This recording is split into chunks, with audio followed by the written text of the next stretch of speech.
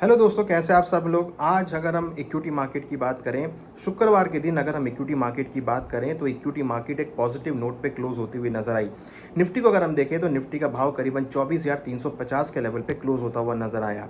वहीं हमने bank Nifty को देखा, बैंक निफ्टी भी करीबन 56,500 के लेवल पे क्लोज होती हुई नजर आई। वहीं अगर हम बात करें सेंसेक्स की, तो सेंसेक्स भी ऑलमोस्ट 78,500 के लेवल पे क्लोज होता हुआ नजर आया। तो हमने देखा कि ओवरऑल मार्केट में एक पॉजिटिव सेंटीमेंट देखने को मिला।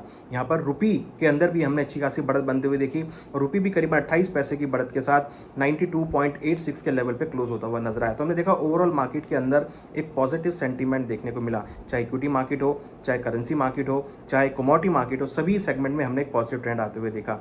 यहाँ अगर हम बात करें इक्विटी मार्केट की, तो यहाँ पर स्मॉल कैप और मिड कैप के अंदर काफ़ी अच्छी बढ़त देखने को मिली। दोनों ही सेगमेंट में, दोनों ही इंडेक्सेस में अच्छी खासी खरीदारी देखने को मिली। यहाँ अगर हम देखें तो स्मॉल कैप ने काफ़ी अच्छा कंट्रीब्यूट किया, मार्केट कैप यहाँ पे इंक्रीज होता हुआ नजर आया है। फ्रेश यहाँ पर अगर हम देखें तो एफआईएससी खरीदारी देखने को मिली है, डीआईएस की भी खरीदारी देखने को मिली है, जिसकी वजह से मार्केट का ट्रेंड पॉजिटिव होता हुआ दिखाई दिया है।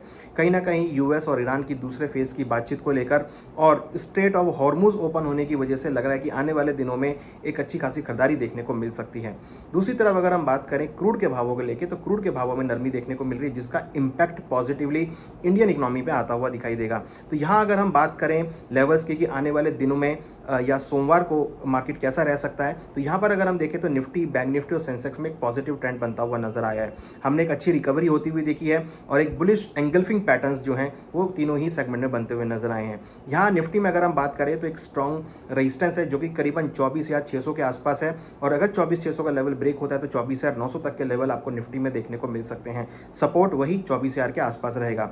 अगर हम बैंक निफ्टी की बात करें तो बैंक निफ्टी में जो स्ट्रॉन्ग रेजिस्टेंस है वो करीबन 57,000 के आसपास का है। 57,000 अगर लेवल ब्रेक होता है तो 58,000 से लेकर 58,500 तक के लेवल आपको बैंक निफ्टी में देखने को मिल सकते हैं। सपोर्ट जो है वो करीबन 55,500 पर रहेगा। सेंसेक्स की अगर बात करें तो ऑलमोस्ट 79,000 और 80,000 के बीच हमें लगता है कि मार्केट देखने को मिल सकता है, और कहीं ना कहीं एक पॉजिटिव डायरेक्शन में मार्केट देखा जा सकता है। जिस तरीके से स्ट्रेट ऑफ हॉर्मुज ओपन हुआ है, क्रूड के भावों में गिरावट देखने को मिली है, ये सबसे ज़्यादा पॉजिटिव इंपैक्ट इंडियन इकोनॉमी पर डालते हुए नजर आएंगे, और हमें लगता है कि मंडे को या सोमवार को मार्केट का एक पॉजिटिव ट्रेंड के साथ ओपनिंग देखने को मिल सकती है।